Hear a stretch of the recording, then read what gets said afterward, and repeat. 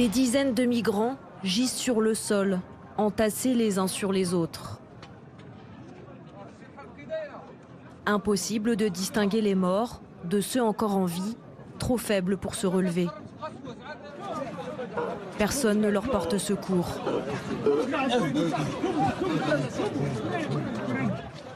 Pire, des hommes se font battre violemment.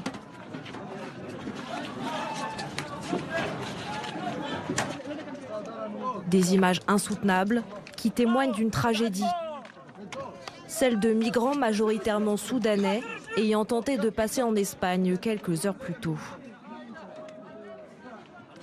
Au moins 27 d'entre eux ont perdu la vie et près de 70 sont portés disparus.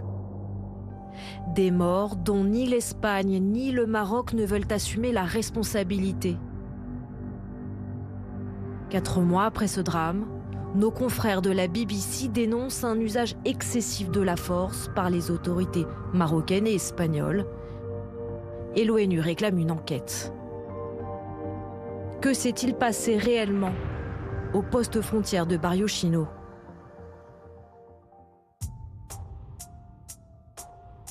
Nous sommes à l'enclave espagnole de Melilla, l'une des portes d'entrée vers l'Europe au nord du Maroc. Le matin du 24 juin, environ 2000 migrants apparaissent à l'horizon.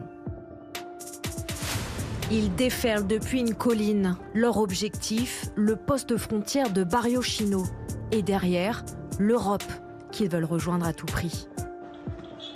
Des fourgons de la police marocaine sont garés à proximité. Mais alors que la foule commence à se rapprocher, les forces de l'ordre s'éloignent.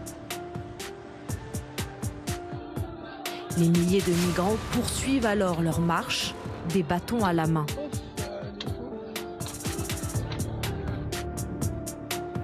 Face à eux, des kilomètres de barbelés et une clôture de 8 mètres de haut que des centaines d'hommes commencent à escalader.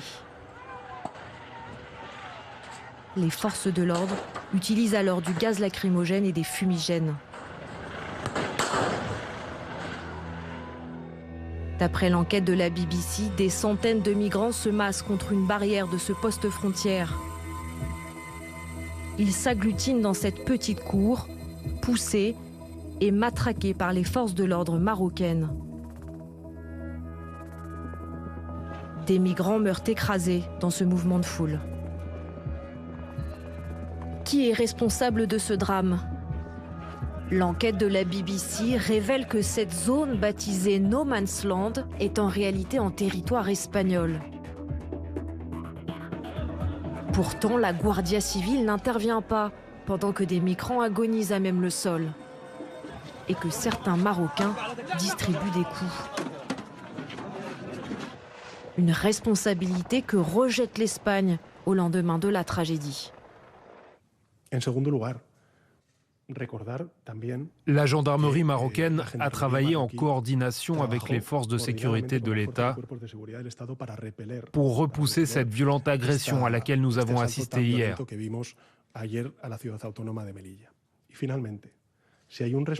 S'il y a un responsable de tout ce qui s'est passé à cette frontière, ce sont les mafias qui font du trafic d'êtres humains.